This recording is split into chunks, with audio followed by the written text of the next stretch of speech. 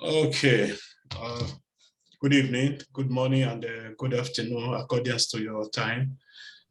This is the Benin Empire Advancement League conversation.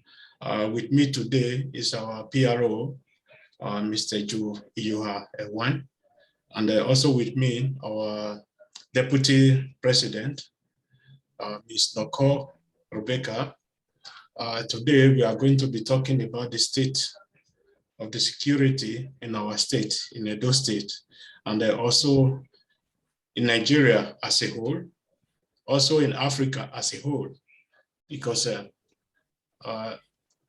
in the past few months, there has been a lot of killing and a lot of property destruction, and there has been a lot from other people, freedom fighters who call themselves freedom fighters, and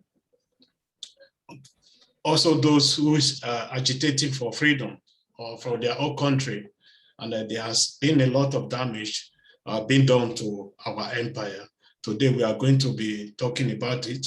Normally, our vice president is supposed to be here, Mr. Joe Orukbe, but he's not yet here. But we are not going to wait for him. We are going to continue with the broadcast. So, as I was saying before, the state of security in our empire, as we all may have known, the brother of Sowore was killed a few days ago. Not only the brother of Sowore, but okay, just a little moment. Okay, and there is a lot of people, a lot of our farmers, a lot of our rich men, a lot of our brothers and sisters that has been kidnapped on their way to their daily activities, to their farm, to their working place, or when they are traveling, you know. And the Benin-Aochi road is one of the biggest problems we are facing as of this moment. Today, we are going to be talking about it and why the government have failed till today to establish a security network, a perfect security network for their people. Why Nigeria doesn't have a security network that is functioning, because as you can see, what is going on also in the northern part of the country, we can see today that every Nigerian is living in fear because nobody is really safe. And we are going to also be talking to the government, to the Nigerian government. We are going to be asking them for solution to this problem, especially in our states, and to our northern brothers or sisters who are being abducted every day, and the solution to the banditry in Nigeria as a whole.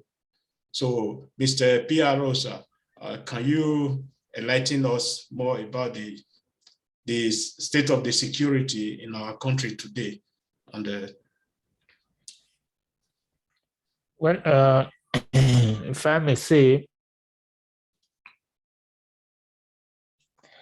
the state of the nation, Nigeria, those states, and Africa, in fact, in general, is alarming. It's alarming because we are in an era where everyone hope and the expected things, but it seems that the manner at which security issues are being handled. Can you hear me? Yeah, I can hear you. We can hear you, sir. Okay. I was saying that it's alarming because seeing the way and manner security matters are being handled and approached is something really, really deleterious to the heart of people. It makes us wonder as we continue to imagine why would this deteriorate into this level. But I will say that in everything that we do in life, it is very expedient that we put in measures to bring achievement in the area that we feel we are not doing much. I want to say that our leaders are really not doing much to tackle the insecurity problem in Nigeria and in Africa in general. But in the case of Nigeria, which I am more conversant about, and states handling security matters as well,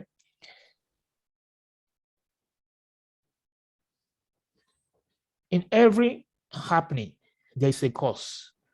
In everything that happens, there is a reason.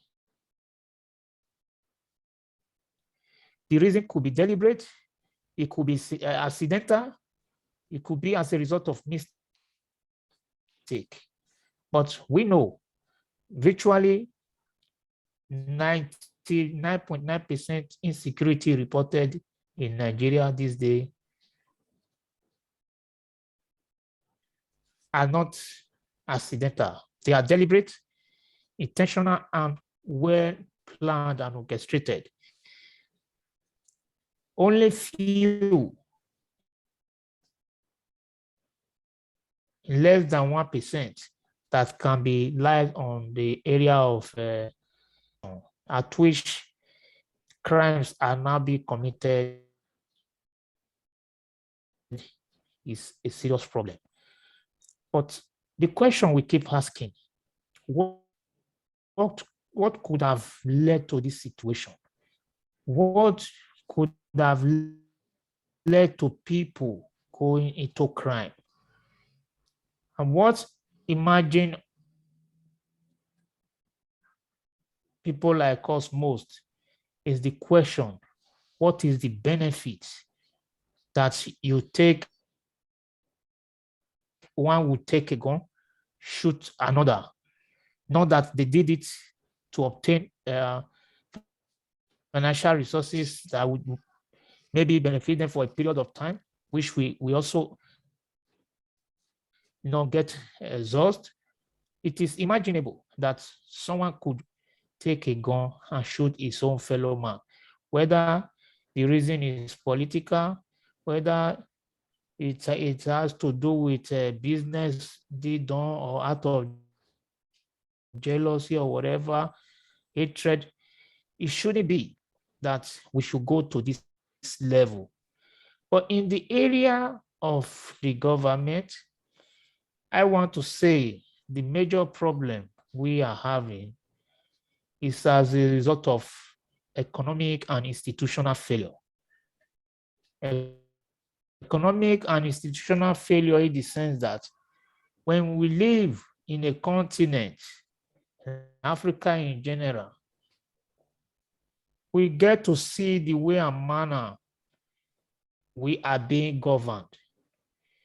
We have people on top, people of less concerned behavior to the good of the people they are employed, rather voted to lead. They are less concerned about the people. They are less concerned about the economy. They are less concerned about the security and welfare, which is the fundamental base that they sworn to as an oath when getting to the office, to defend the integrity, security, and lives of the people and property. They swore to oath, but it's unfortunate that getting to power, they seem to forget the fact that they swore to an oath to defend the lives and property of their citizens. Now, I want to say that the government in time past, even to this moment, created the problem we are having.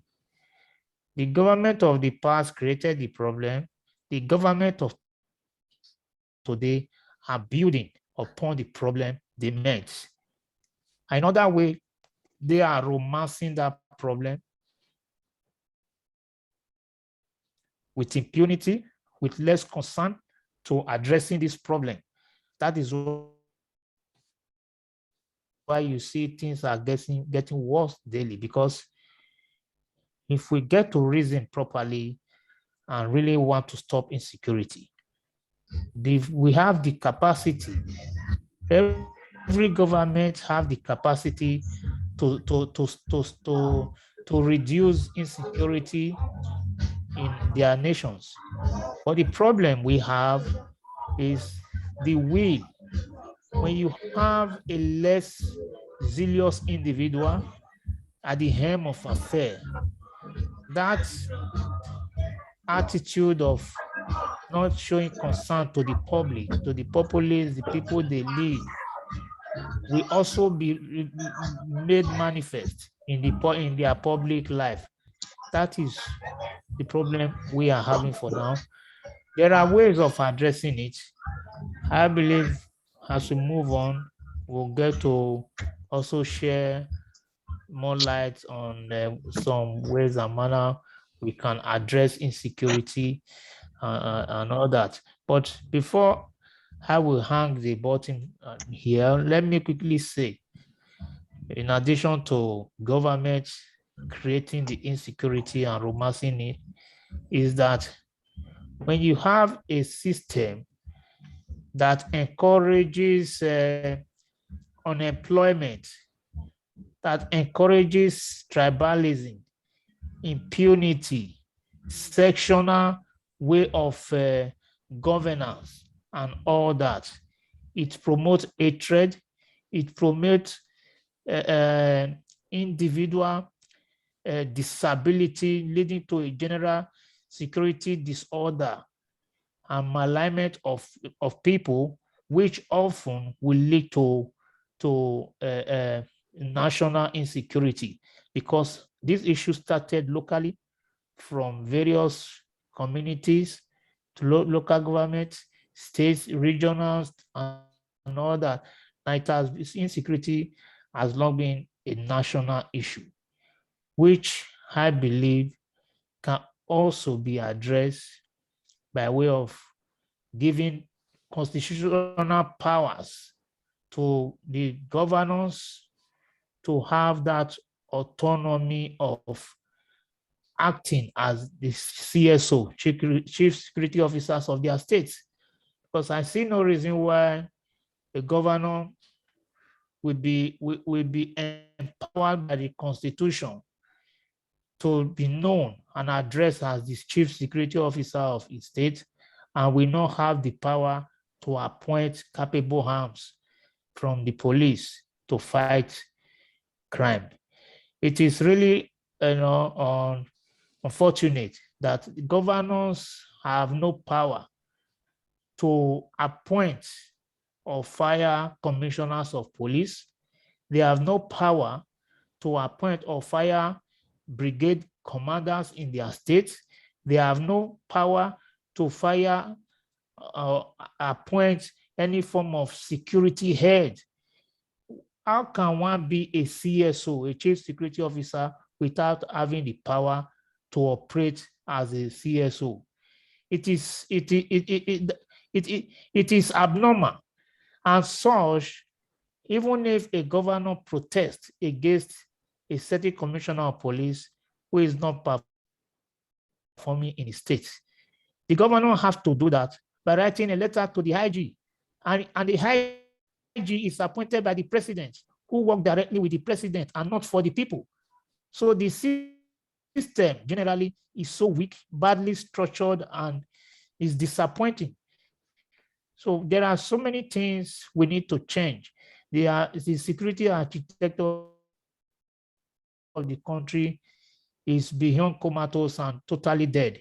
So that is why we keep calling for restructuring in order to rebuild not just the police, the insecurity and all that. We need to overhaul the system.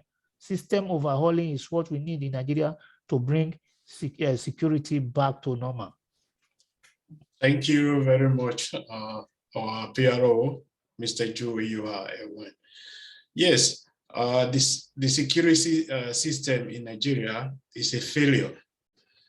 We doesn't have to sugarcoat that.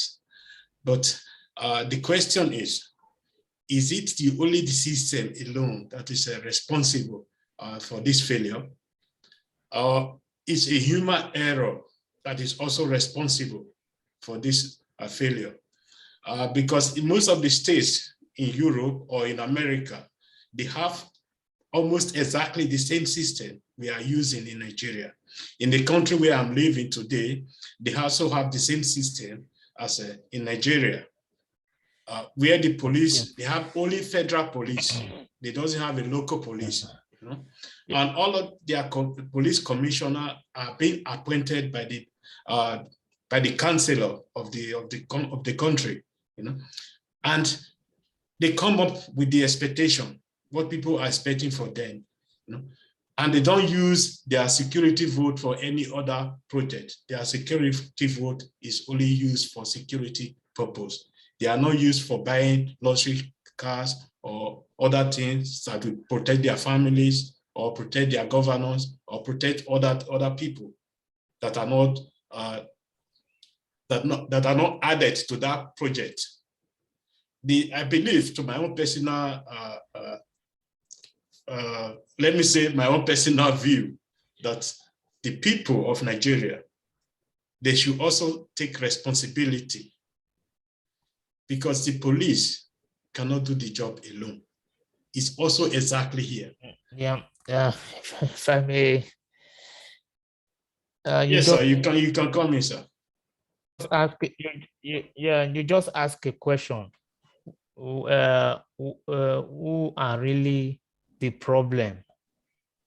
You know, I want to say the people of Nigeria, majority, I would say majority, 99.9% are not responsible when it comes to security discipline.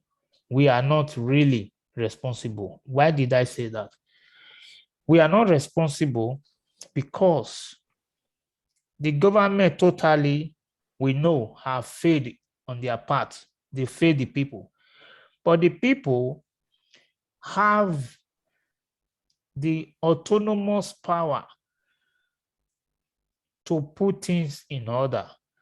But because the will is not there, when people have the responsibility, the power to respond to something considered or not to be very important, and out of delinquent behavior decide to retrieve from acting, the person becomes not responsible. That is why I said majority are not responsible, because when you fail to respond and address issues that you hope to, we are not responsible. Now, the government, we talked about the system in your area of residence.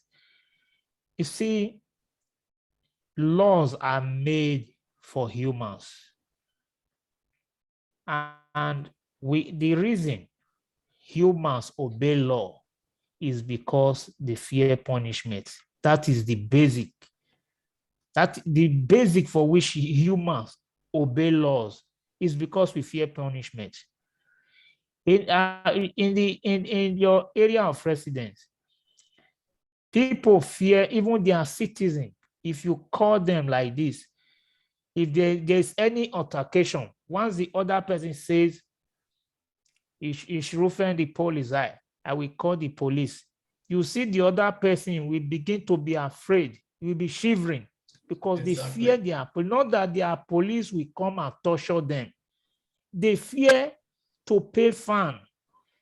The moment their name enter the list to have committed even a minor crime, they will give them bill to pay, and that money pains them for them to just pay it like that. It pains them a lot, so they try to avoid issues like that in order for them not to have problem with police, because they know if they do, they will be made to pay bills. if it is a less crime that will not take them to police station. Even if the system is well organized, that if someone commit an offense, a letter can be sent to him at home and give Exactly. him maybe 14 days or 3 weeks to pay a certain amount of money. They will state his crime and state it on the letter. And they will also state that you can pay this money within 6 times, for example. They will also tell the person, failure to pay, we are going to court. That they will state their intention.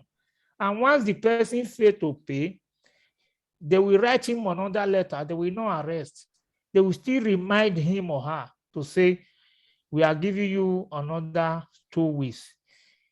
It is when that 2 weeks elapse, the person fail, they will go to court.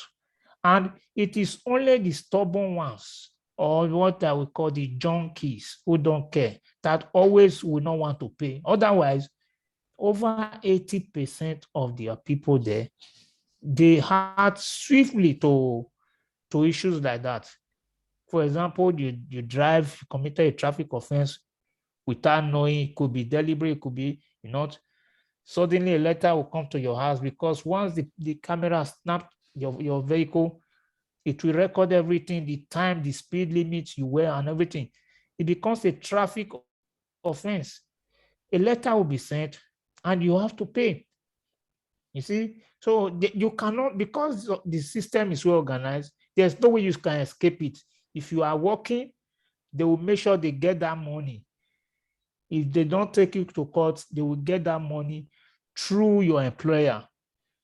If they don't do, if you are not working, you are the type that is under social assistance, they will be getting that money before they give you any social assistance, they will remove it. So the system is so organized that it is difficult for you for one to abscond after committing a crime. But in Nigeria, Africa, it is not so. It is not so because we still have a system that is undocumented. It is only in Nigeria I have seen a situation whereby someone who was involved in a murder case, though he was not the murderer, I know him, he was not the murderer, but he was fingered because he went with the murderer to the scene in the afternoon. At night, he wasn't there. The murderer went and do the hitting. This thing happened in my own area. Though he wasn't involved in the murder, but police have to also look for him. He ran away. Do you know that this guy was living in the same street where that same police station is? He was living there. He would not come out of the house. He was living in that very street. The day I saw him, I and my brother, we saw him. I began to me, I say, we don't really have police in Nigeria. One, this is another intelligence from a suspect, because the police or anyone could hardly believe that this person we are looking for is living almost directly opposite the police station. One can hardly suspect that, but if we have a system that is working, we have tracking gadgets, they would have tracked him up and know that the person we are looking for is just opposite us here. You understand? So the system generally is dead in Nigeria. The system has never been alive, but we have always hoped that the system will wake up.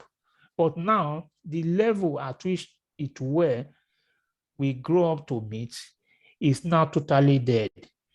Dead because the government failed to do their part to mat up laws, not just making laws, implementing the laws. It is because they are implementing their laws here in Europe, that is why you see the people obeying. Otherwise, the same way it simply has taken over us and our people in Africa, that same way indiscipline would have taken them here. They fear punishment because they don't want to be, to be caught for one thing or the other. That is why so it is within the human character that we resist where there is no proper implementation of the law. And it is also within the human character that we obey because we fear punishment. That is just the difference. So Okay, sir. I've seen it. Thank you very much I've for seen your explanation, sir. And we are very glad to have you here. Our vice president is also around. I would like to hear his voice. And after our vice president, we'll be going to our deputy president. And as you know, this organization is a Pan-Africa organization. We are in so many other African countries. And our deputy president is from Ghana. Yes, she will also be talking about the state of security in Ghana. So our vice president now has the voice. So thank you. You are welcome to the show, sir. Good evening, everybody. Yeah. Sorry, Yes, I was trying to connect. I think my network was messing up a little bit. It's been raining here. Okay. So I thank everybody for holding the fort. And I want to say thank you for our listeners, our viewers also, for being a part of this great discussion. Well, I listened to a lot that has been said by the PRO, and I sort of align with his line of thoughts. But I also want to talk about a couple of things. Before we talk about security, for me, I would always want us to talk about the family value system. The value system of the families is deteriorating in Nigeria, in Africa. There's been so much influence from Western media. There's been so much, ideas that has been planted in the hearts of so many people by agents of liberalism, and so there's been so many changes. We've drifted away from our sociocultural beliefs, and that in some way has affected, the way a lot of people have been brought up. It has affected the way people see virtue. It has affected the way people see honor. It has affected the way people see dignity and integrity. And because our value system is flawed, is deteriorating so fast, we have ended up producing policemen, politicians.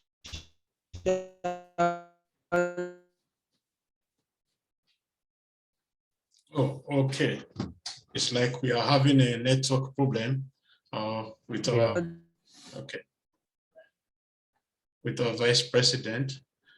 Before he came back, I would like to say this. He was talking about our police people in uniform, our officers in uniform, especially the police. When we talk about enforcing the law, normally this is the responsibility of the policemen and women. It's not the duty of the politician, because to enforce the law, you need a law. And when you have that law, there are people assigned to it. There's a committee who is assigned to it to make sure these laws are being obeyed. In the case of Nigeria, in the case of our state, those people who made these laws, they don't even obey the law. How do they expect the ordinary citizen, let me just say ordinary citizen of the country, to obey the law? Let us just look at the whole system. So many people by agents of liberalism. Okay, our vice chairman is back. Yeah. Continue, sir. Okay. I wanted to know if you could hear me. Can you hear me, please? Yeah, we can hear you now. You were, Okay, I have a very bad network today, but yeah, I we just hope understand. I can say one or two things. So as I was saying, you see, whether it's a policeman, a civil servant, a public servant, a clergyman, a politician, or what have we, who have found themselves in the public space today, they come from one family or the other, come from one society, one community or the other. And you see, what we see in Nigeria today is a reflection of how bad our value system has become. We have trained men and women who do not value integrity. We have, produced men and women who have no sense of patriotism, you know, because we have become so selfish. We have a system that does not cater for the people. So a lot of families have seen how people have committed their lives to serving the country for years, and after retirement, there is nothing to show for it. So there is this mentality of, man, when you get in there, try and get something for yourself first. And you see, and that is why you see politicians would always take bribe. That is why you see a doctor who works in a public hospital would go and create his own private hospital, and will be committed to his private hospital rather than the public hospital that pays him very well. That is why you see lecturers who would be working in public universities but are actually lecturers in private universities, and they are concentrated in serving their private employers rather than the government. And there's so many things like that. Now when you look at security, you find out that the people themselves are totally disconnected from the police. They are disconnected from the leadership. And because they are disconnected from the leadership, there is no confidence. You understand? And when there is no confidence, what we begin to see are crises. Now, nobody's going to have confidence in a police that would rather shoot you instead of taking you to court. Nobody's going to have confidence in a police that would connive with criminal gangs to exploit you. Nobody will have confidence in a police that would arrest a criminal and rather processing the criminal for court would seize the assets of that criminal and turn it into his own private property. Nobody's going to have that. You understand? Now, the reason why most of these policemen have the guts to do these things is because they are superiors. Use them for certain things. That they are probably the inspector general or a politician wants to use them for. There are there's a lot of things going on in Nigeria, and when you begin to look at these things, you begin to wonder, is it that the Nigerian was created specially? You understand? Because some of these things baffles people. You understand? You have a celebrated cop, for instance, who is associated to an international fraudster. You understand? And he even goes about in public associating with, suspected fraudsters, people with questionable source of income. You understand? Now you have people in this same Nigeria who would defend such characters. So the value system itself is a problem. Now the police itself, who is actually an employee of the citizens, see that the citizens themselves do not have a strong value system or do not have strong values. You understand? They begin to do their own thing because they are not answerable to anybody. The politician himself sees that the people do not care. The politician sees that the people themselves aspire to be like them. The people aspire to get into office to loot, to steal, to get corrupted. And so they themselves, they are not answerable to anybody. And this trickles down. This is what is reflected in our security structure in the country. The IGP is only answerable to the president. The president himself is not answerable to the citizens. The president actually thinks that he's doing the citizens a favor to be their president. The inspector general thinks he's doing the citizens a favor to be an inspector general. An average policeman on the street sees himself, higher, greater than the citizens that pay his salaries, the citizens that he is meant to serve. And so there's a total disconnect. And that is why when you budget billions of naira for security in Nigeria, it actually gets worse, because one set of people in connivance with the Ministry of Interior and civil servants in the Ministry of Interior will embezzle these monies.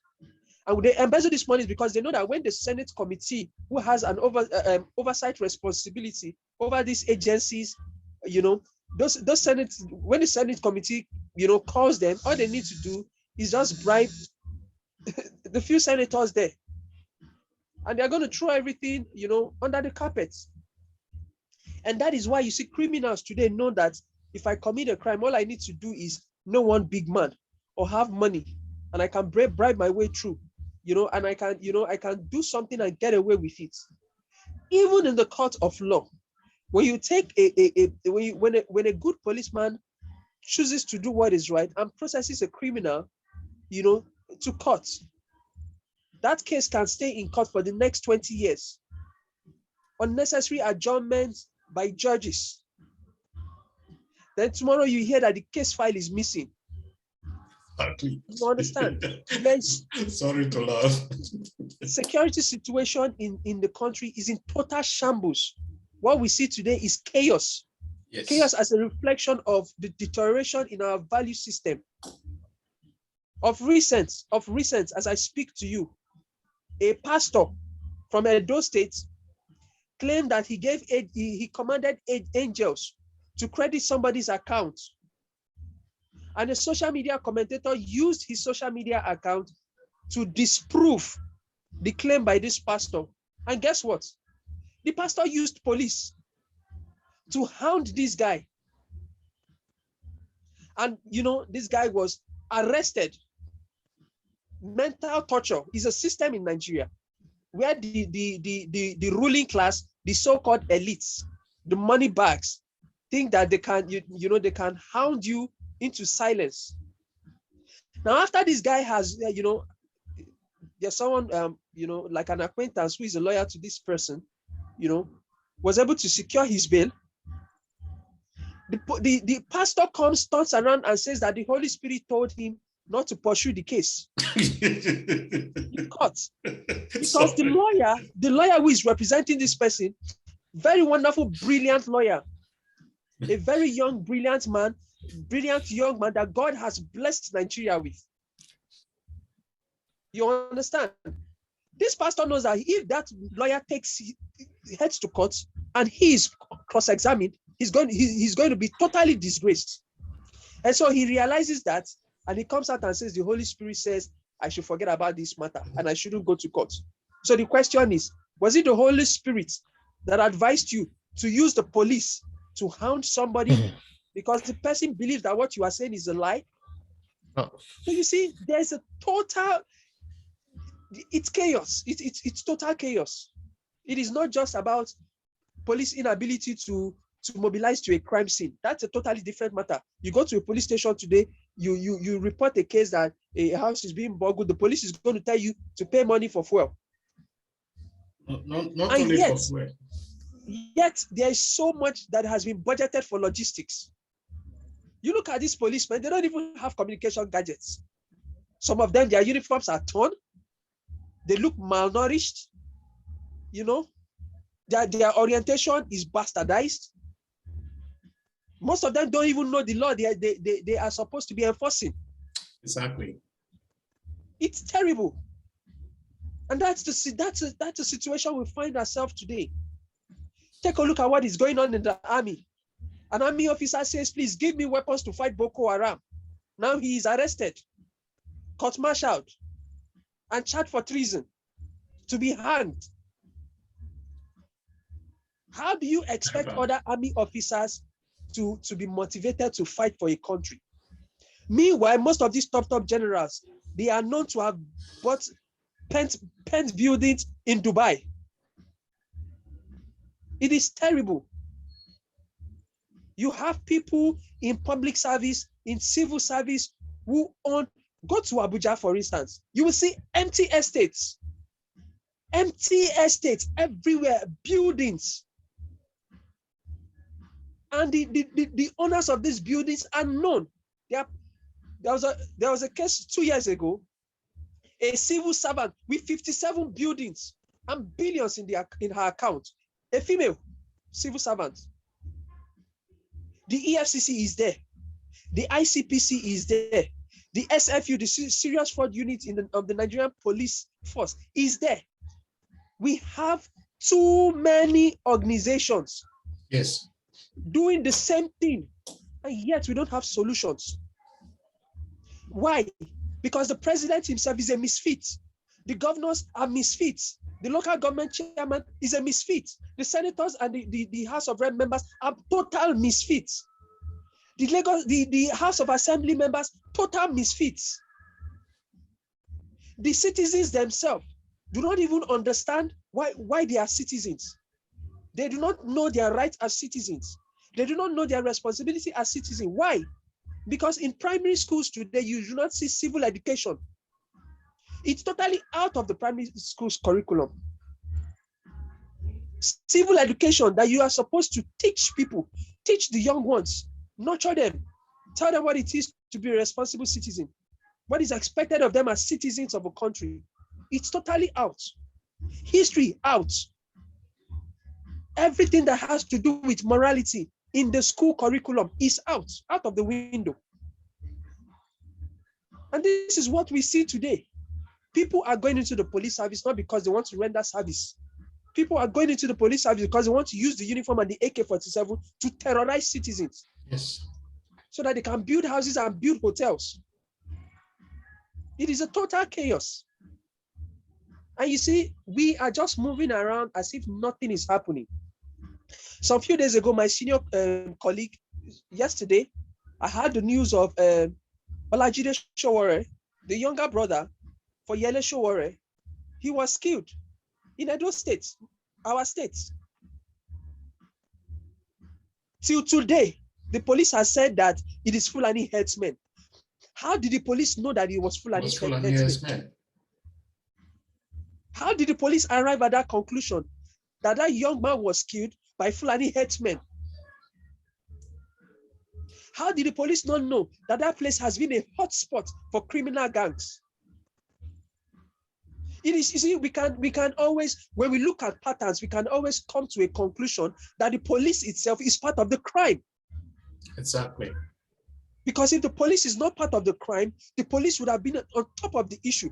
Let a senator's daughter be missing today. I am telling you, within 48 hours, we have seen it in the country.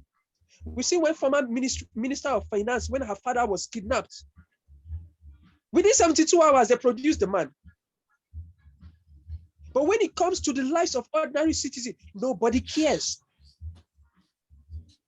And we are just folding our arms, looking. You see, the issue of security has gone beyond giving a policeman AK-47 or buying them jeeps like they are doing. And before I finish, let me just talk on the issue of the governors being chief security officers. The governors themselves are criminals. A lot of them are criminals because they receive security votes every month. How many of them can account for the security votes they receive? What do they do with the security votes they receive? Exactly. How many of them have been able to install CCTV cameras in the major cities and towns in their various states? How many of them have been able to set up in Lagos, for instance, we have neighborhood watch. In Edo State, we have vigilante. And as I speak to you, how many of the vigilantes in Edo State have insurance? How many of them are being paid? Do they even have vehicles? Do they even have protective gears? Yet the Edo State governor receives millions. Millions as security votes. All across the states of the federation, governors receive millions, tens of millions as security votes monthly.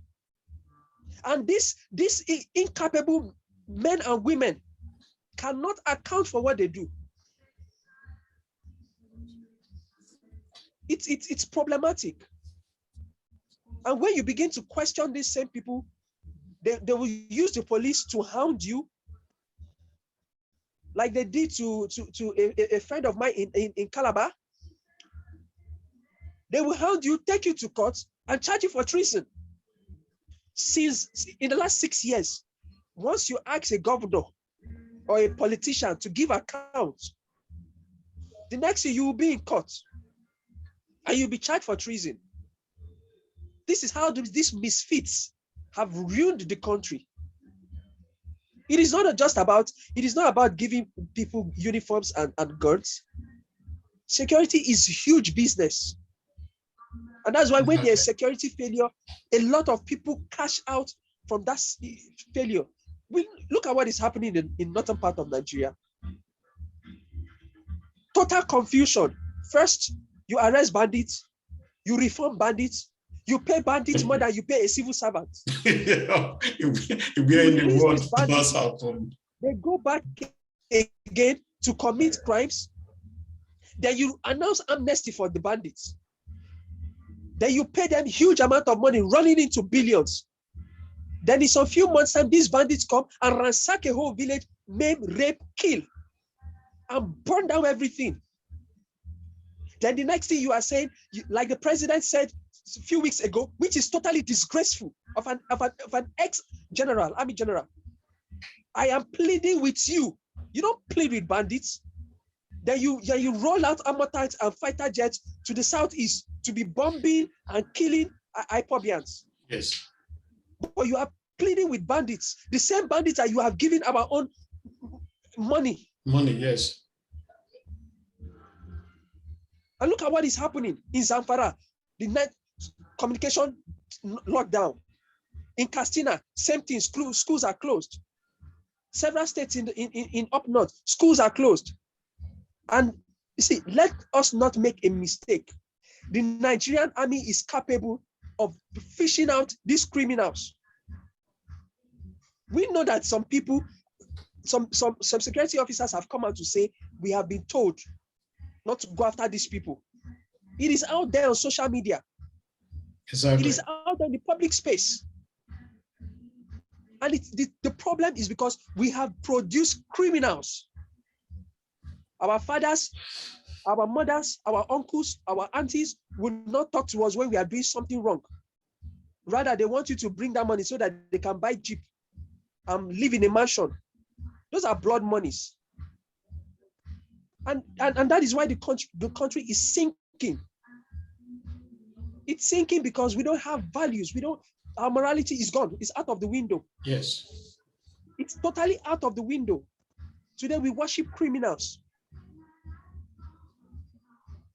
The intelligence, see, I am from a family of various security people, from the police to the army to the Air Force.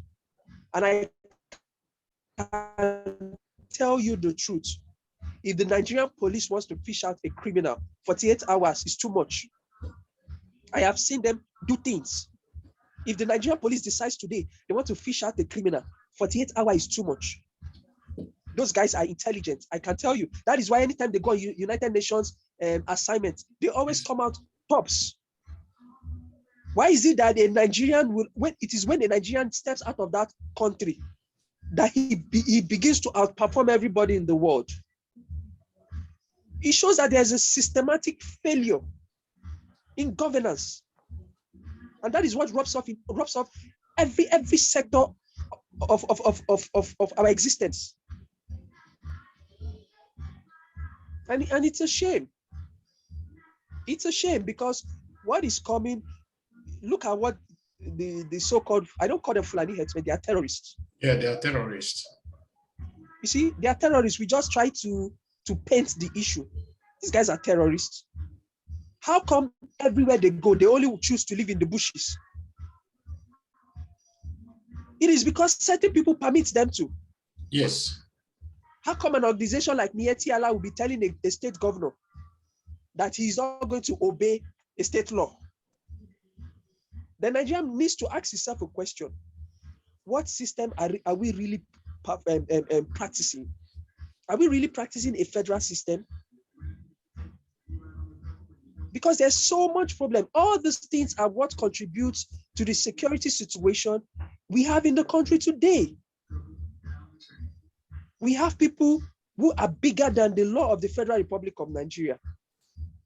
We have people who have constituted themselves to be an authority.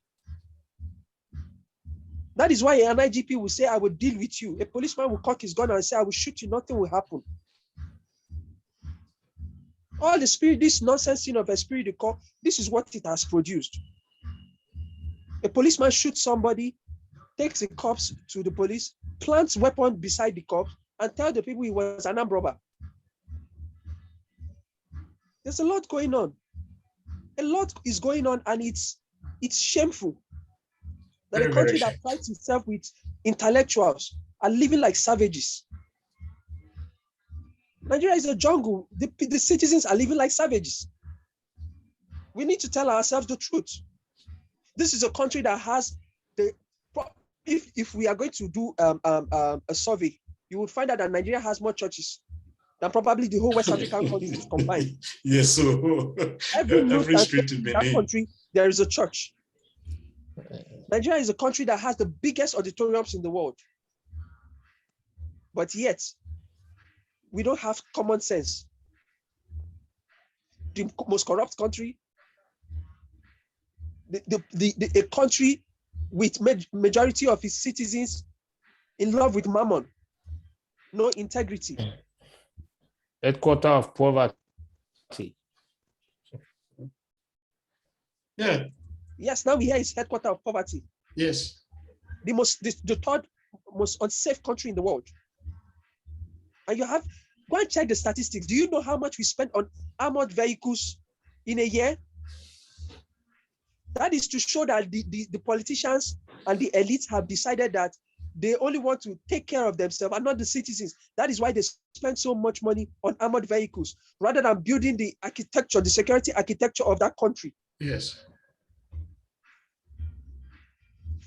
Mr. President, I mean, there's nothing else to say. It's terrible. Thank you very much, Honorable Vice President. Yes, there's a lot to be done in Nigeria. The rich people, the elite, they may be happy now that they are untouchable.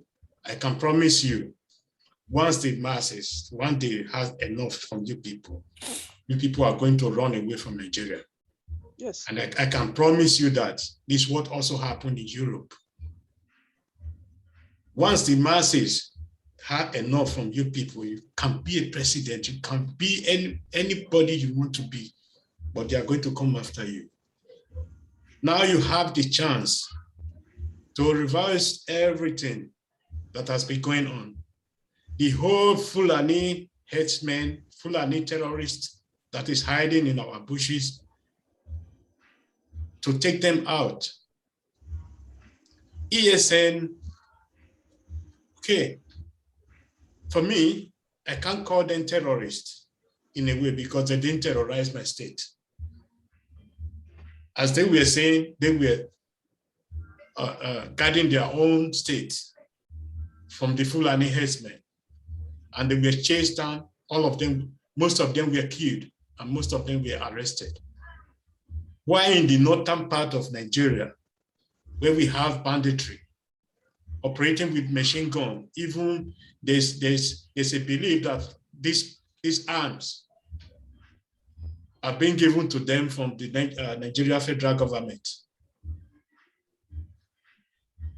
That people in the government are the people sponsoring this banditry. The question is, why is Nigeria government paying the banditry this a huge sum of money to release our own citizens when we have the police, when we have the military, when we have other state security agencies who can take down this banditry? And why can't we restructure the Nigerian police? Why can't we have a new set of police force in Nigeria? Because the police force we are having now, even though we restructure them, the system will still remain the same. We need a proper trained police people who have not been involved in this system. Exactly. And because, Mr. President, I'm sorry to say, yeah, go on, on sir. the issue of running state police, let's be sincere. Imagine Lagos State Police in the hands of Tinubu. Imagine Lagos State Police in the hands of Obaseki. Imagine state police in the hands of Obaseki. Imagine state police in the hands of someone like Wike. Or imagine state police in the hands of someone like Professor Ayade, a professor. Or in the hands of that man in Southeast. Imagine state police in the hands of Ganduje. Imagine state police in the hands of El-Rufai. You understand? It's not just about state police. But imagine state police in the hands of all these misfits. Yes. These men are misfits. Yes. They are not supposed, they have no business being in the corridors of power. So imagine you giving them, imagine you giving them state police. They will turn the country upside down. Exactly. I'm telling you. That's why it's very, very important to have a new set of police people, a new set of citizens that will come into the police force, that will come into the army. And the problem with Nigeria security system is just a quota system. Yes. Where a country that wants prosperity in life, we say we can only employ 4 citizens from a whole state to be a policeman. Why not use their qualification? The same system we also have in the military. The whole, let me say, defense system of the whole country, all of them are based in the north. We only have army barracks in our states. Even upon all these headquarters in the north, we still have the banditries there, where we have the whole headquarters of the state security agencies. Then one must ask the question, what is going on between Nigeria? Is Nigeria in civil war? Is Nigeria in war with itself? Because anywhere you go in Nigeria, you have this problem. Either you have banditry, or you have some freedom fighters, or you have the Fulani headsmen killing their people, or you have the gang, the armed robbery gang, going from state to state, like in the state of Edo State, the Aunchi, Bini Aunchi Road, where people cannot even travel. This is a federal road, and this has been happening for years. The state government, the federal government have not been able to come up with a security plan for this road. Can you imagine that? What are these people gaining from this banditry? There's something going on within Nigeria. Every Nigerian citizen have to understand. This government doesn't care for you. And Nigerians, they have to use their brain also when it is election time. Don't say your vote because of 4,000 naira or 5,000 naira to somebody or to someone. Mr. President, I'm sorry to cut you in again. Yeah. Do you know that it is so disgusting, so nauseating that Nigerians today will be talking about PDP after 16 years of misrule? It is so nauseating that Nigerians today will be talking about APC after 6 years of total chaos. That's what I am saying. The citizens themselves do not have common sense. Yes. They don't have common sense. Nigeria is in a state of emergency. And people are on social media talking about Big Brother Nigeria. That is to show how foolish the citizens are.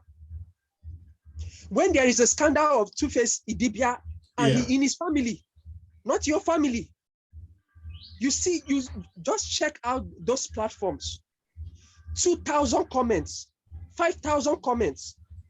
But let the same youth talk about insecurity. They are nowhere to be found. Nowhere. Let the same youth talk about things that will move the nation forward. They are nowhere to be found. Their priority is totally misplaced. You see, I was telling someone the other day, the government would not ban Big Brother Nigeria because it is favoring them. Yes. They are keeping you people busy. Exactly. You want to be entertained, they give you entertainment. And that is the foolishness of the citizens. A foolish citizen, a foolish citizenry will produce the kind of leaders we have today, if I may use that word, citizenry. A foolish set of followers will produce the kind of leaders we have today. The leaders we have today is a reflection of who we are. Yes. As people. They didn't fall from the sky. Many of them are in our churches, in our mosques. Exactly. Many of them will drive with their armored cars and we hail them on the streets because we do not have morals.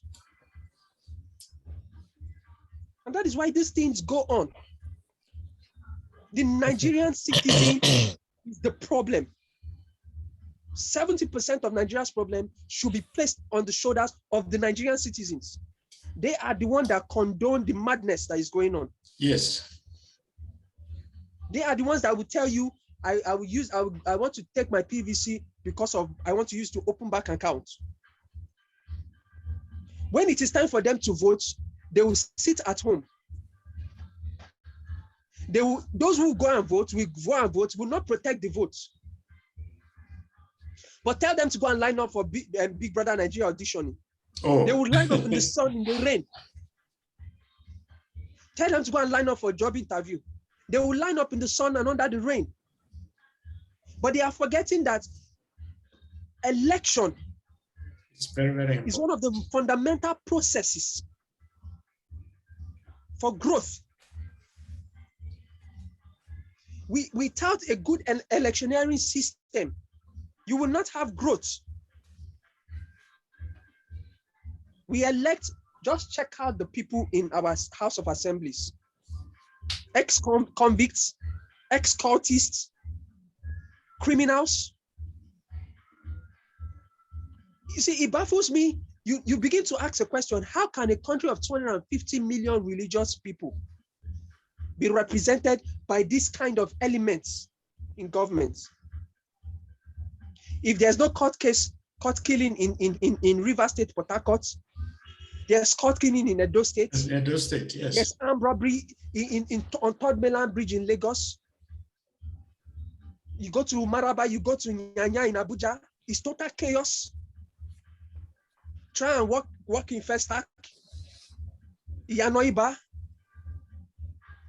Criminality is on the high. Go to Onitsha, go to Aba. It's total chaos everywhere. The problem is the citizens. Because it is these citizens that they are the same citizens today that will come out and defend a politician who has stolen billions of money because that politician is from their tribe. Yes.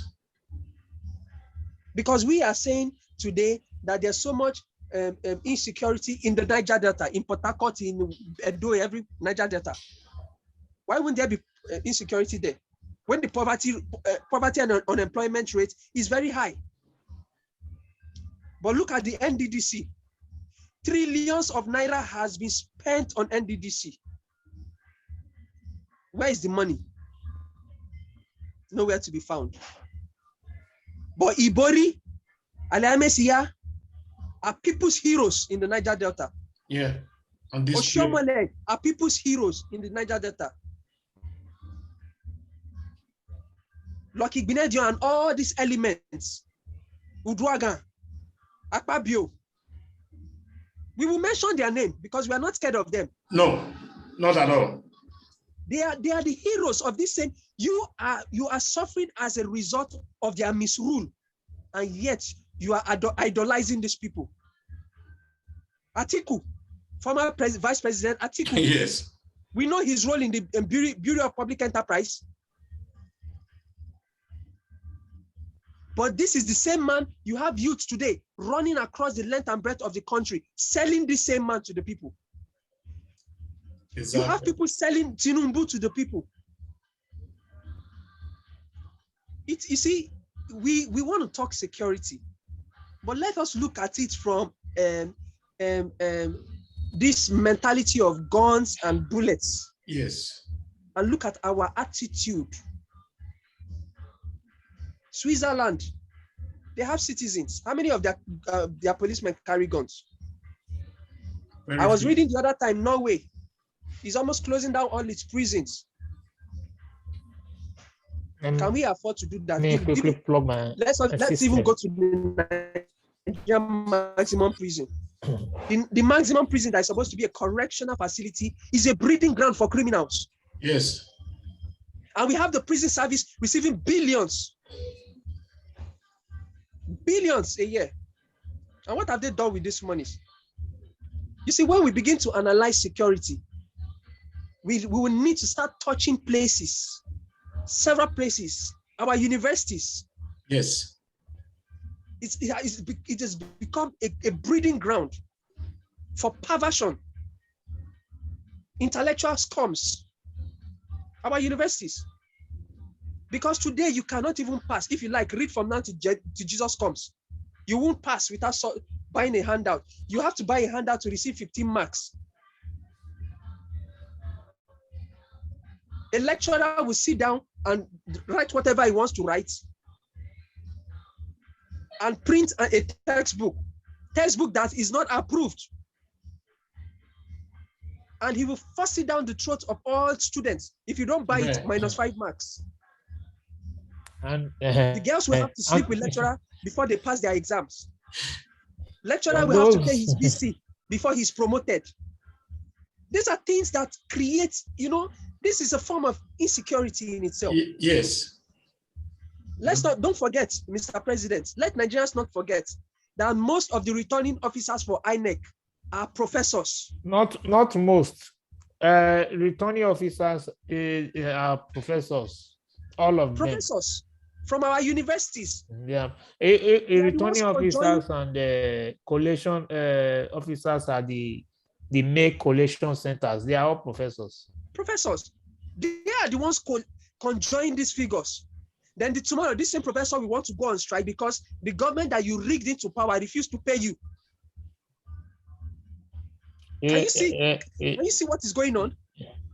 Yeah, you see, if I may, let me allow you to round up. I would have to contribute. No, Mr. PRO, say what you have to say. Something, we're in a funny situation. Yeah, yes. You see, I think Aristotle, because you made mention of the people. I said earlier that the people, we are not responsible. We are not responsible, I said, is not by way of insult or attack. It's a way of describing the manner at which we, the people, handle things. You also made mention of certain group of people only taking their PVC because they want to use it at the bank, not with the intention of voting.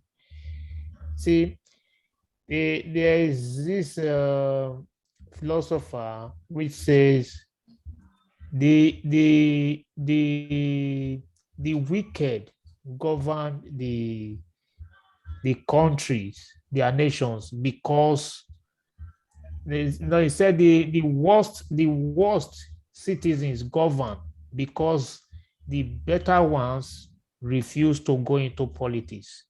Yeah, that is the situation of Nigeria. I'm trying to remember, there is an analysis made by Aristotle in describing governance and democracy. He said, he put it in 3 ways. He said, there was a boat, a ship. In that ship, they have a very mighty and powerful man in that ship. And this mighty and powerful man, let me come this way. There was a powerful man in that ship, and there were also 2 sailors in that ship, and there there is a navigator.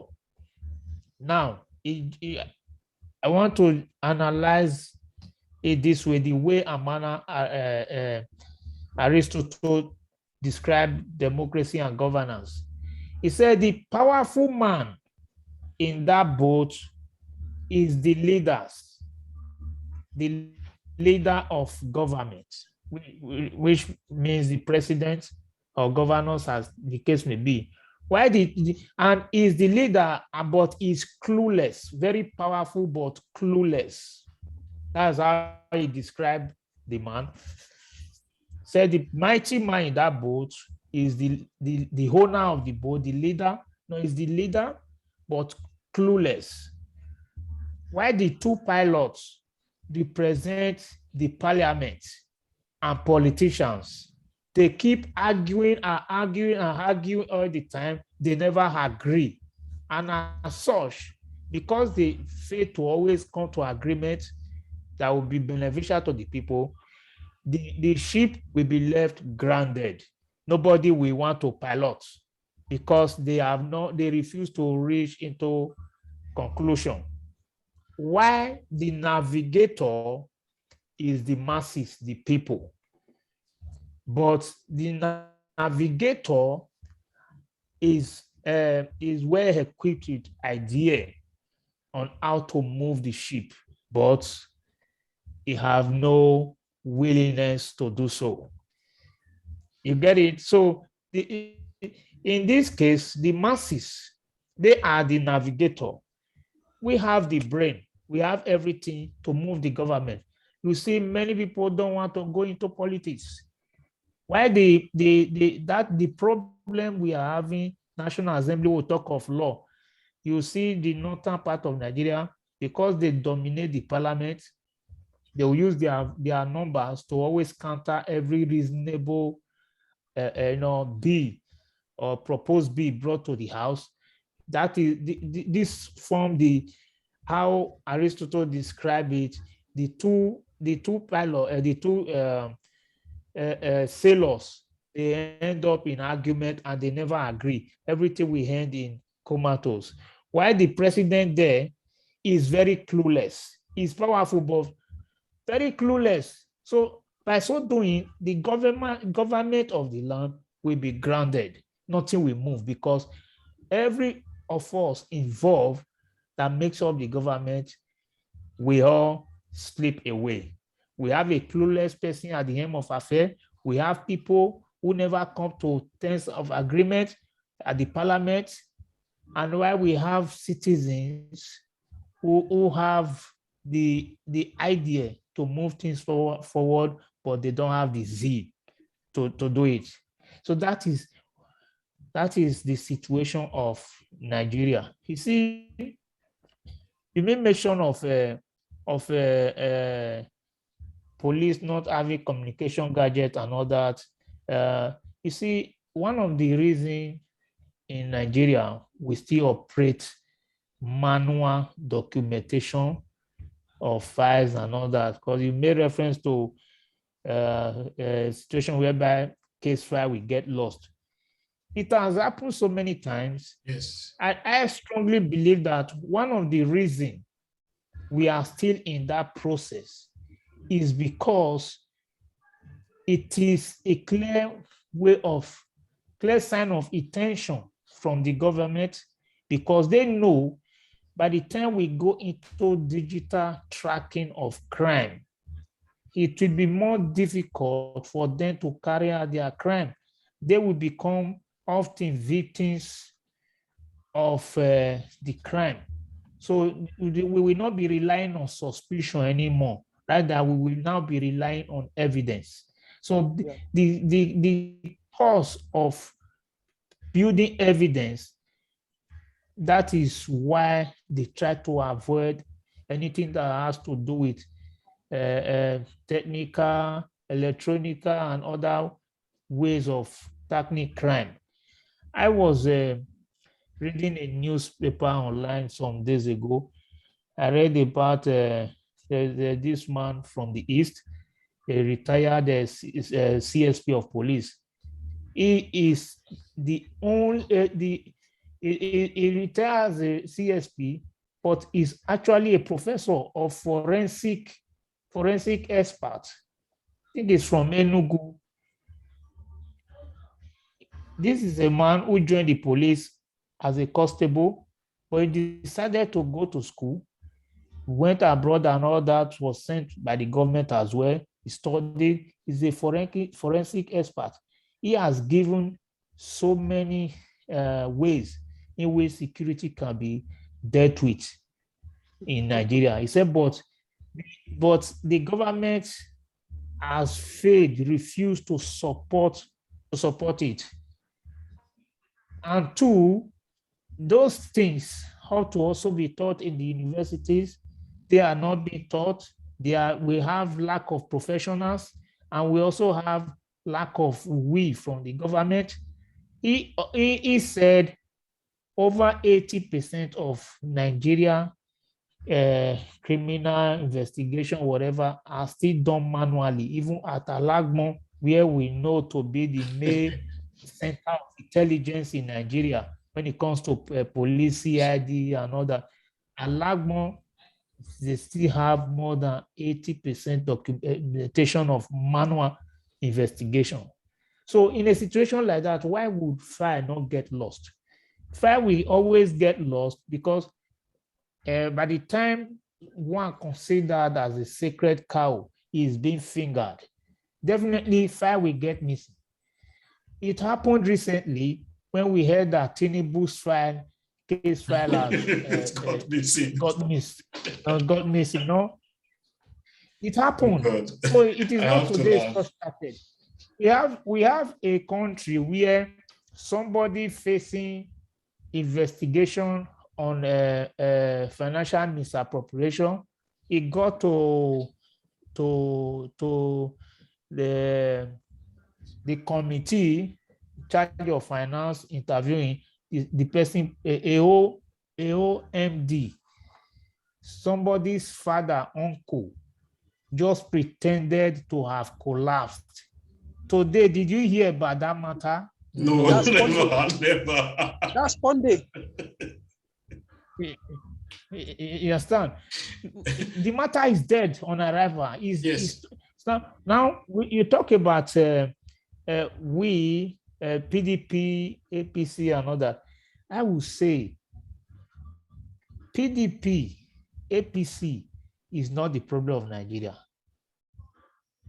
The problem of Nigeria is the leaders and the people. Why did I say so? I say so because PDP and APC, they are just a political party. So if we say we don't want PDP or APC, remember, Nigerians said they don't want PDP anymore. They opted for APC. But APC have actually done worse than the 16 years misrule of PDP in 6 years. That is the truth. Now, what I'm trying to point out is this. A political party is not our problem.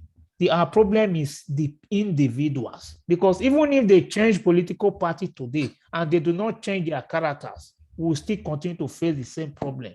Not until they discipline themselves.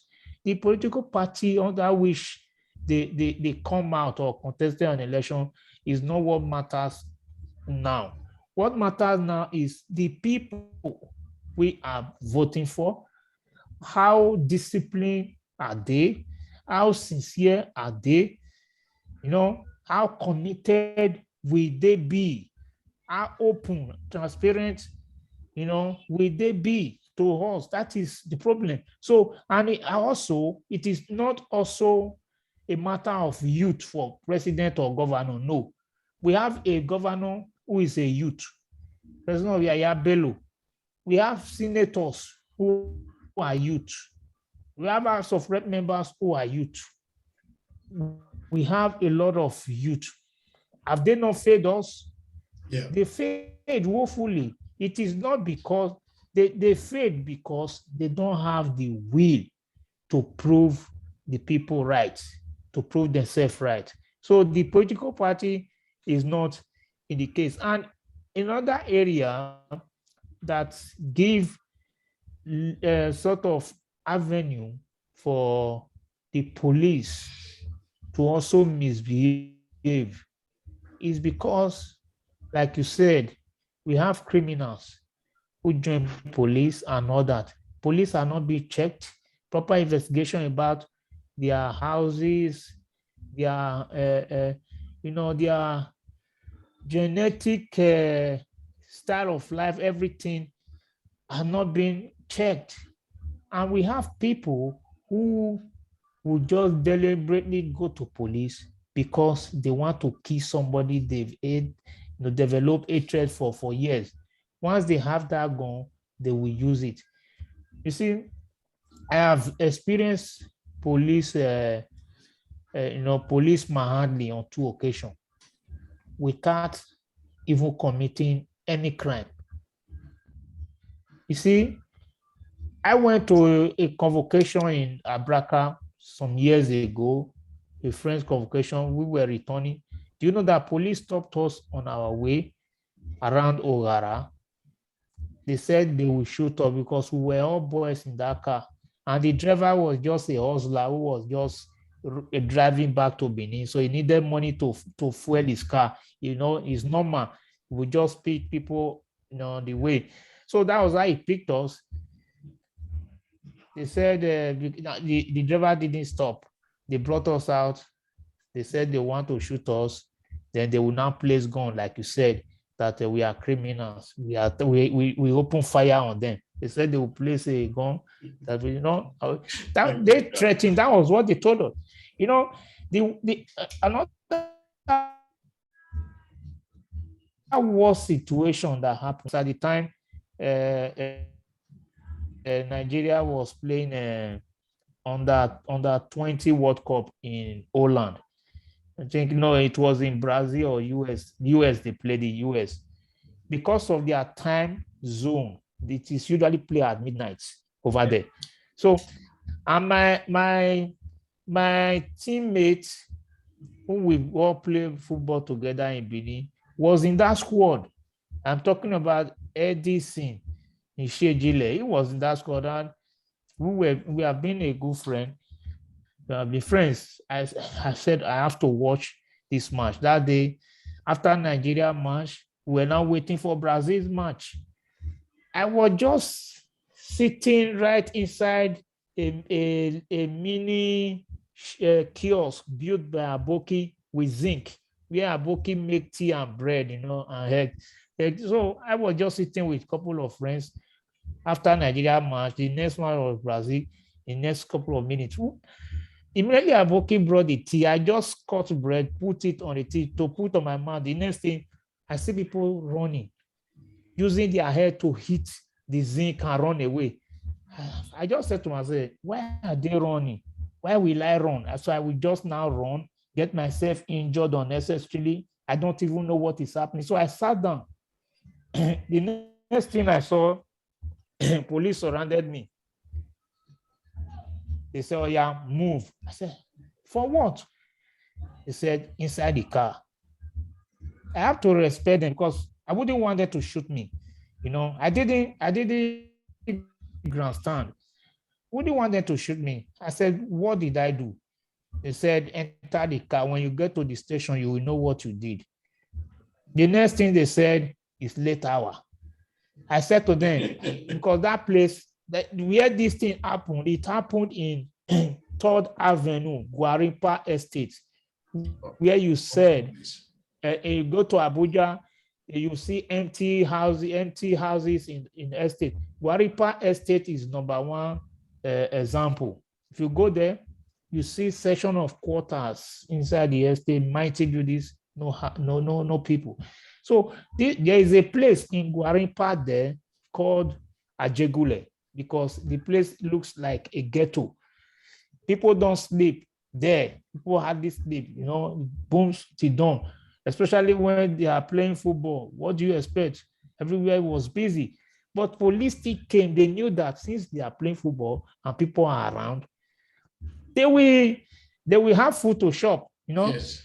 They came, they say I should enter the vehicle. Meanwhile, my friend, whose shop we were watching the football, because he's a barber, he brought out his television outside so that people can gather and watch. And he was the reason I went there, because I wasn't living in Guaripa anymore. I know that even after watching the ball, I will sleep in his house. So, and I saw it as an opportunity for me to also mix up that day. So they put me inside the car. Do you know that when I entered the car, I saw a girl. I was also told she's a Benin girl. They also arrested her. I met her inside the car. The next thing, they brought in my friend. When my friend entered the car, he said, and when are you here already? I said, my guy, I don't do here. So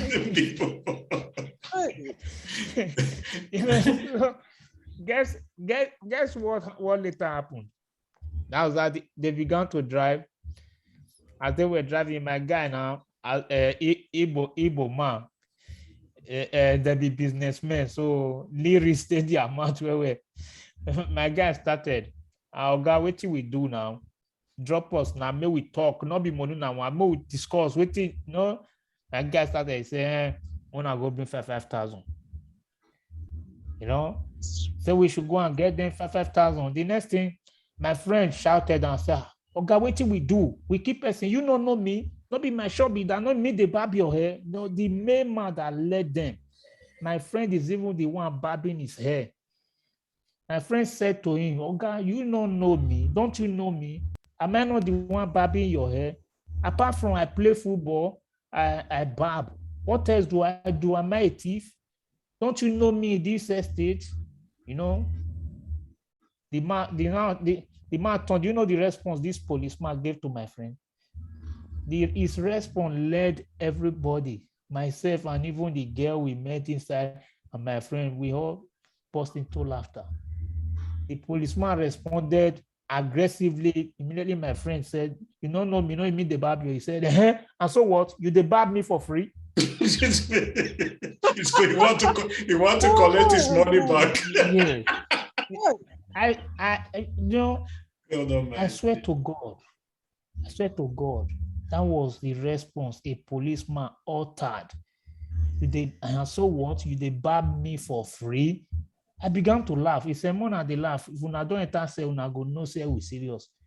At the end of the day, to cut the story short, we ended up giving them even less than 900. Because I was thinking the money with me was about 400.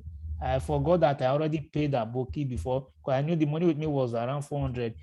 My friend said he have only 500. I said I have 400. My friend brought out his 500.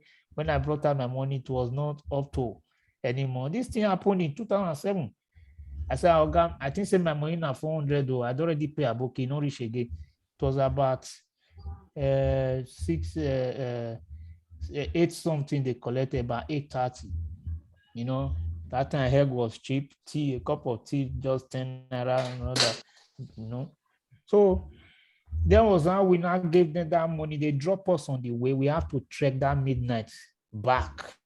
They went away with the girl. You know, the situation is this: when you have police officers that are not well trained, because this man, this professor of forensic I was talking about, he also talked about psychological training for the police. That a lot of police don't even know what is psychological training and other things that will help them to stop harassing people. You know, it didn't defend the police, you know. So the problem we have is enormous, that even the citizens themselves, they are using the same police to oppress their fellow citizens. Yes, the exactly. moment you know a policeman, the moment you know there are certain group of policemen that will just tell others, whenever you have any issue, just call me. I will come with my squad. It is crazy. You know, I know it happens all part of the world. It happened, but Nigeria case is too much that two people will quarrel. A lady will quarrel with a guy. The lady will go and bring a soldier man who probably will be his or her boyfriend. You know, we just go and bring the soldier man to come and deal with his neighbor or friend or whatever. It is wrong.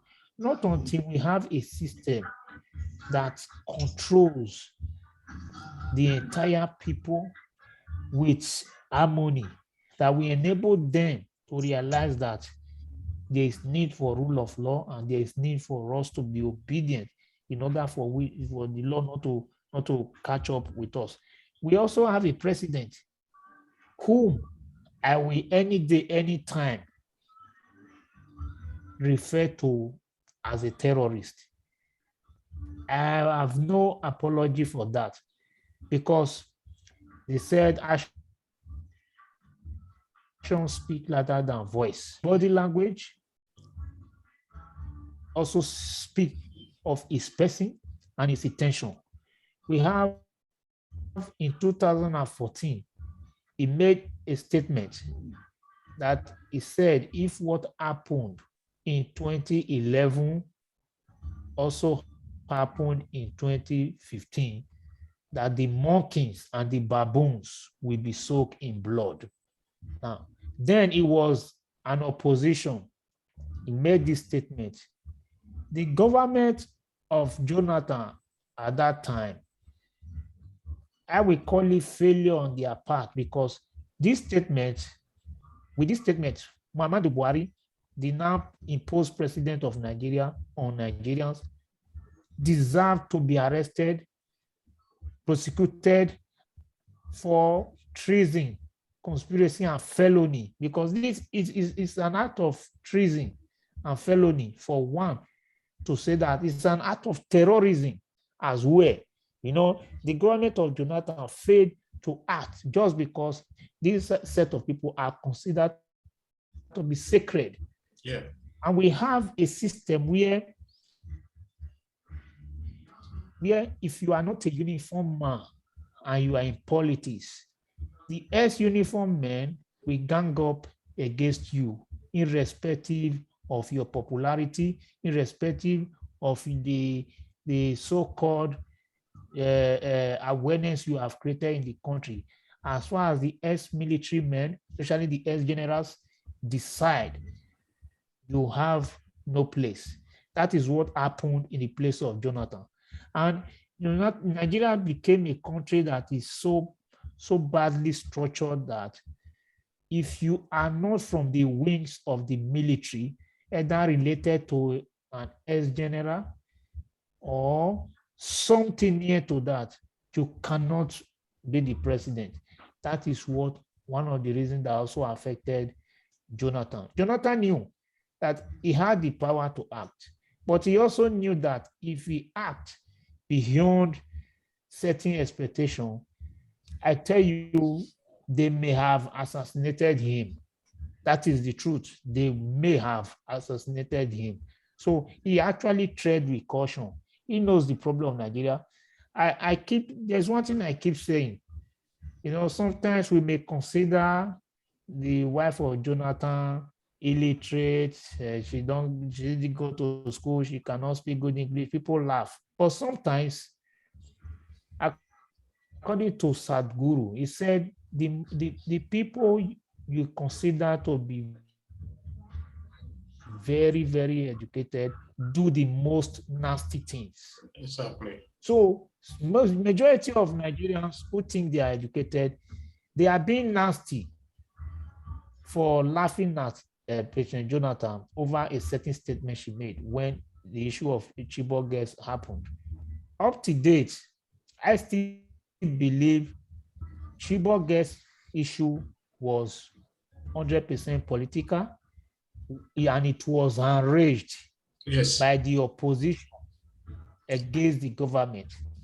That is why Mr. Jonathan was saying that he said, there is God in everything we are doing. Because in leadership, there are secrets they will not want to easily reveal. They actually know what happened, which they have refused to tell us. How could you have a nation where they heard that the security, the soldiers got an intelligence that the terrorists are planning to attack a school? They sent a troop there Now all the soldiers at the same time will now leave to say they want to go and eat at the same time. So when they left, the terrorists will now come with soldier uniform to say we heard.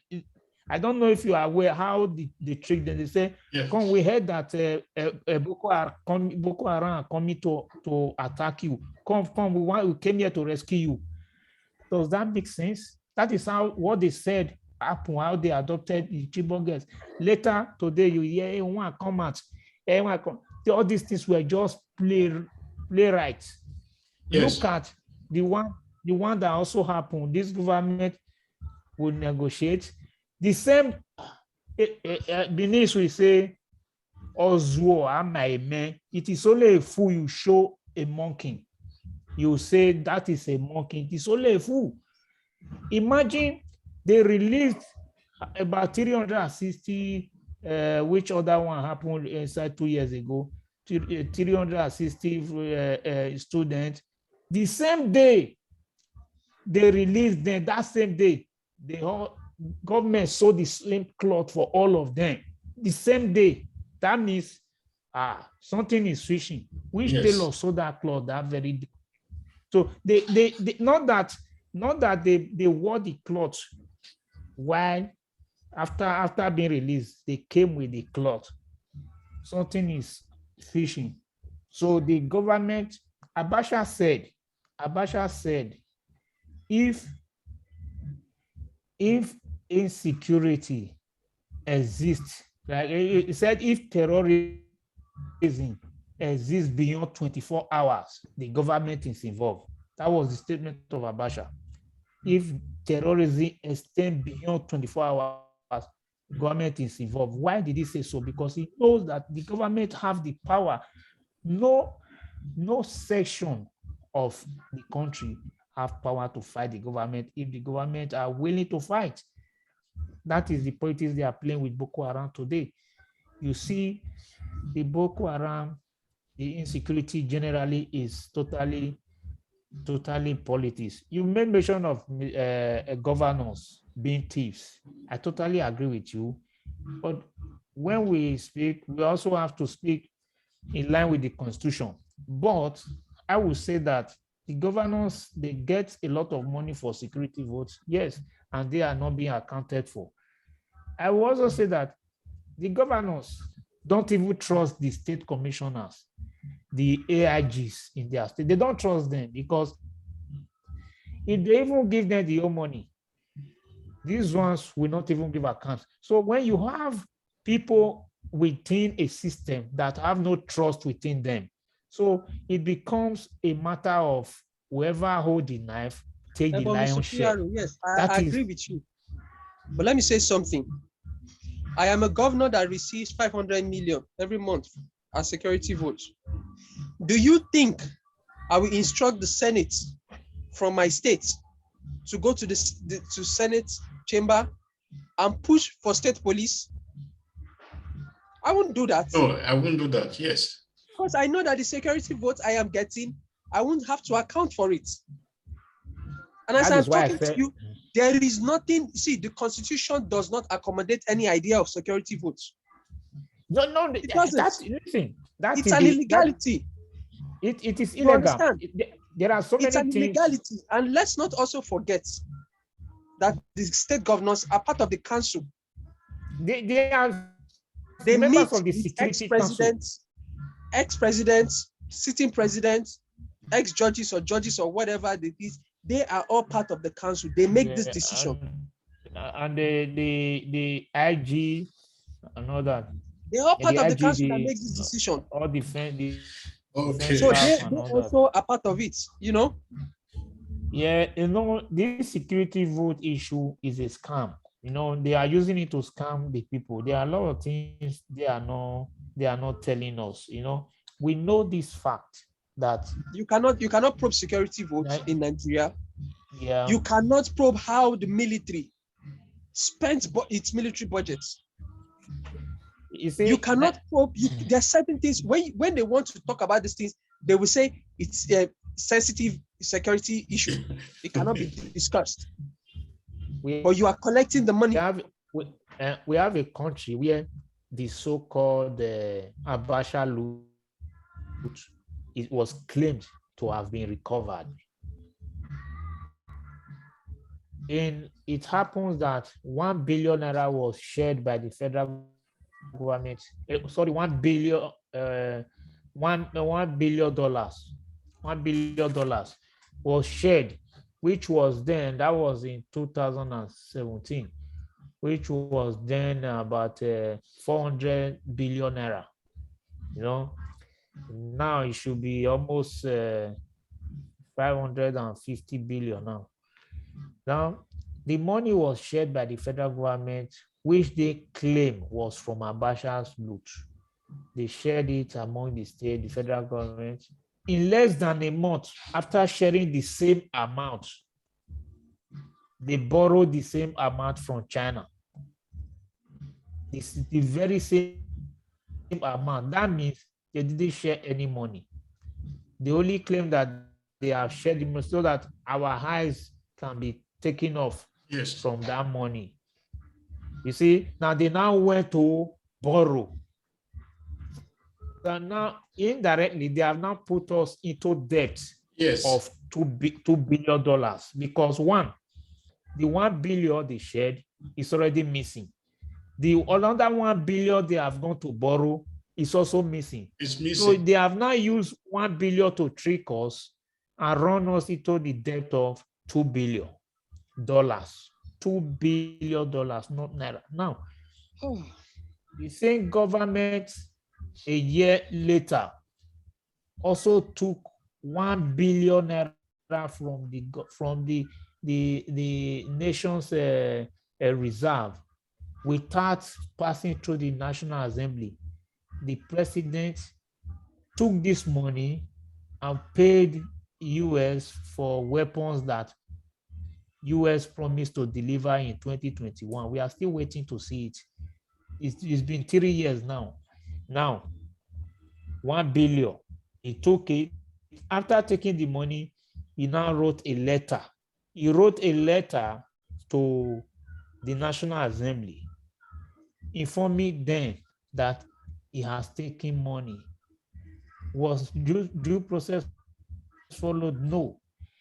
Normally, it's supposed to have written to the National Assembly. The National Assembly will have to debate on it, whether to approve the money or not.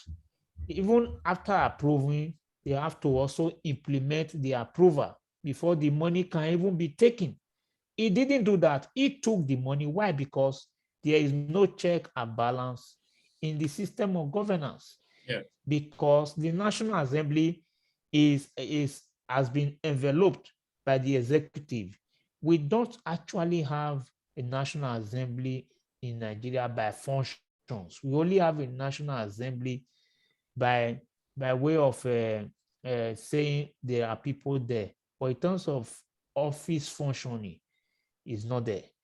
Now, we remember a senator representing Edo South Senatorial District, Senator Urogide, who is the Senate chairman on, I think, accountability and finance or something like that. He raised a motion against the act that it is a letdown for the president to withdraw money without the consent of the National Assembly. After doing that, you now write a letter. He raised the motion and cited that it is an impeachable offense. Though he never raised the motion for impeachment, he only drew the attention of the National Assembly to it as an impeachable offense. Do you know that a week later, he went to Benin? The APC talks went and gathered at the Benin airport, waiting for him to land. A city senator in presence of Obaseki. Then Obaseki was still in APC. In presence of Obaseki, an APC thug removed the cap of Urogide. Even before the thug did that, Obaseki said, I watched the video. Obaseki said, So you are the one that want to impeach our president. That was what Basel said. Because this group of people felt party loyalty is more relevant than the constitution and national loyalty. So the politicians in Nigeria, they have hijacked the system and turned the system into their own no constitutional way of political activities. But the Constitution of Nigeria says that every organization may have laws binding them, but every laws within Nigeria, including states, are subject to the federal laws. But we now see politicians who do beyond even what federal law would never ever permit. So the issue of insecurity in Nigeria is both in the hands of the government and the people. The people are not yet ready. The people are not yet ready to get themselves free from this. Because in fact, Nigeria, we also have the less number amount of police. Even as few as they are, they don't pay them well. They don't pay them well. Also, we were making comparison. You see, for example, in Germany, you have police generally. Inside that police, you have police that are just trained for riots, but they are police. They have police that are made to control queue. They call them Ordnung Polizei. That is to maintain orderliness. These are the police they mostly transfer to offices where people will have to queue and all that, just to maintain order. Their immigrations are police. Their immigrations, they are police. They only call them immigration. If you see their uniform, everything, so they are police. Eventually everything there is centered on policing. Now in Nigeria, many people don't know that in Nigeria, from Nigeria police, what we call yellow fever, traffic warden was created, carved off. These traffic warden were naturally the traffic unit of the Nigeria police. They were naturally the traffic unit of the Nigeria police. They were now pulled out from the police. They created traffic wardens as a security institution. Meanwhile, the police still have traffic units. That is double functions. Now, from there again, inside the police, they created the road safety corps again from the same police. After creating traffic warden from the police, so they will just look for a way to give them a little bit of different functions. Traffic warden and road safety, what is the difference? Traffic unit from the police, road safety and traffic warden, are they not the same thing? We now have 3 functions now from 3 different organizations now. Okay. From there, inside the same police, they created civil defense. Tell me, they will now say, okay, civil defense will be in charge of pipeline, blah, blah, blah, blah, blah. It is not policing. What necessitated this creation? Why? But when you have certain boys as the president, you have certain boys that you need to give position to, you find it difficult to demote their hierarchy officers. You carve out a unit or another institution, making your own boy as a head over there. That is how all this nonsense started. Otherwise, we would still be having a stronger police. Today, in Benin, there's what we call Olakpaaba, which are forest guards. They were also police. Yes. They were known as forest police. So today, do we still have them? No. We now have, those days, forest guard used to have posts in forest, in different forests. Whenever I grew up to meet some of them, whenever they hear the sound of saw, from any forest. They will communicate with themselves. They will have to trace the area where that sound is coming from to know if that person have a pass to cut that wood or not. You understand? That person will be arrested. Their truck will be taken to the Ministry of Agric at that time, where they will now hand over them to the police. That was how. So the system was well organized, but because a lot of things has happened, that because our predecessors, let me put it that way, refused to act, the decadence continue more and more, to the extent that we have in today a lot of things have lead to crime. That is why in criminology you have to trace the cause of crime, the root cause.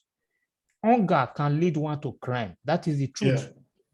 When you have a country where people graduate, I used to say it, you see, in Nigeria, Nigeria is rated now as one of the seventh most read, a nation, the seventh most read, which is true. But it is of great fact that a lot of Nigerians who go to school to acquire first degree, majority stop there, and majority of those that stop there have different reasons for which made them stop there. Some, one, they cannot afford to go further financially. Some went to acquire it just because they don't want to be seen as uneducated. So they try all means, whether by crook or by hook, they'll just get it. They will say, I'm a graduate. But at the end of the day, they could be an unemployable graduate. But a situation where you have genuine graduates that can defend their certificate and they find it difficult having job, how can someone who just graduate from a university applying for a job, you tell him to go and bring 5 years of working experience? Where is he going to get it from? Everybody in life, there is always a beginning. So you cannot tell a newly graduated individual to apply for a job with 5 years experience.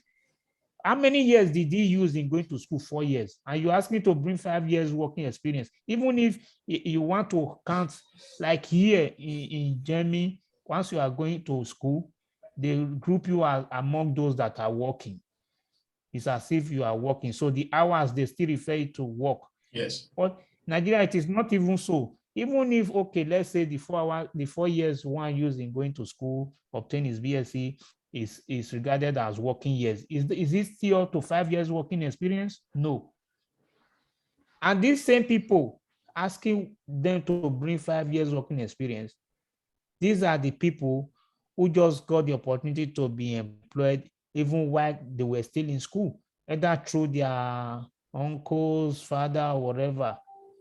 But they will now tell you to bring 5 years working, and they forget the fact that every fresh graduate will begin a new life by getting a job, and you have to start from step 1 to step 2. Are you asking me to go and bring primary 6 certificate when I didn't go to primary 1? I want to see. That is what they are doing to them. And when people begin to live in hunger and poverty, especially after graduating, a lot of, before they stop the run of bikes, many bikesmen were graduates. They never choose to be bike riders, but condition led them into riding bikes, because these are the set of people who felt, instead of me to steal, rob, or maybe do things that will lead me to jail or commit, certain things, let me just go into this to put food on the table. So the condition, the situation of Nigeria, that is why I keep blaming the system, contributed 90% to the crime rate, because the platform at which the government operates, instituted in Nigeria, has given room for crime. It gave a lot of room for crime. Somebody hungry. I saw, while I was still in Nigeria, there is in our house, we had a tenant. We had a tenant who was living single with her sister. She cooked the food. The food was on top of the stove. A little boy whose parents were also a tenant, the little boy went to neighbor's spot to steal the food and began to eat. People gathered, they were all shouting. I walked into this and I said, what's happening? I said, it's because he's hungry. He's hungry.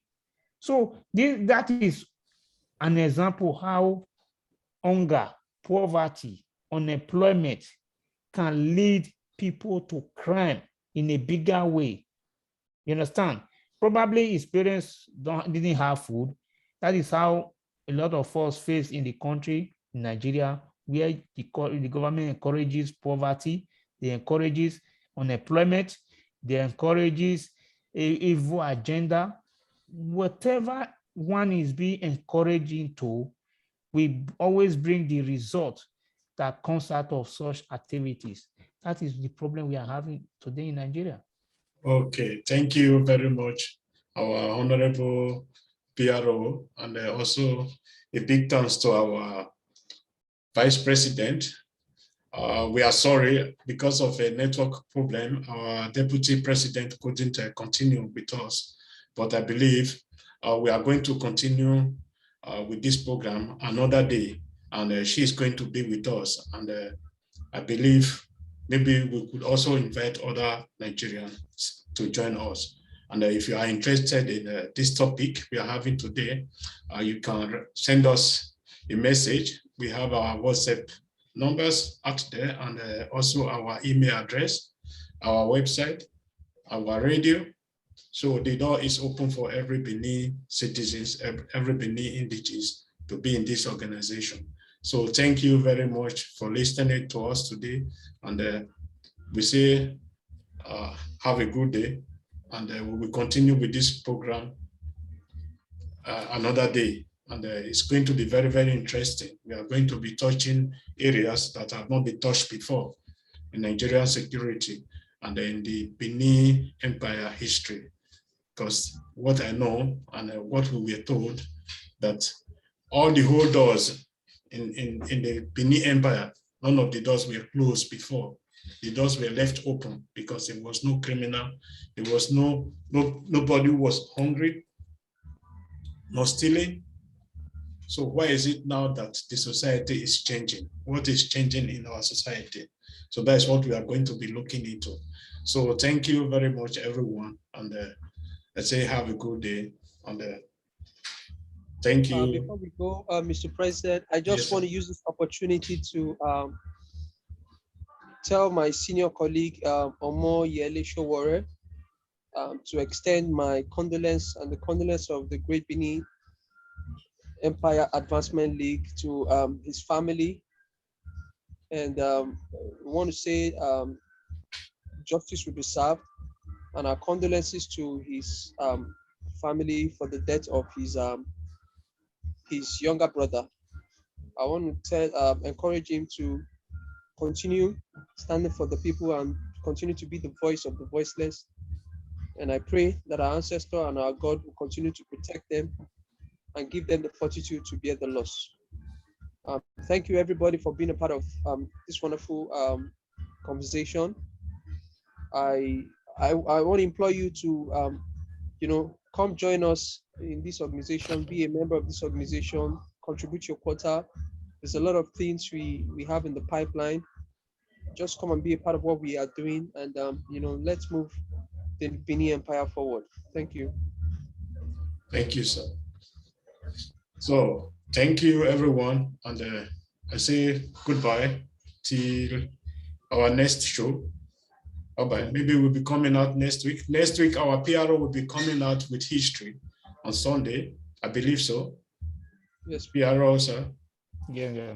Okay, thank you. And then maybe before then, I will be out myself too, and I will be talking about so many things that affect the Benin Empire and the solution also.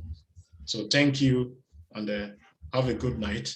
Bye-bye. Have a good night, everybody. Bye Bye. bye. Good night, everybody. Bye, everyone.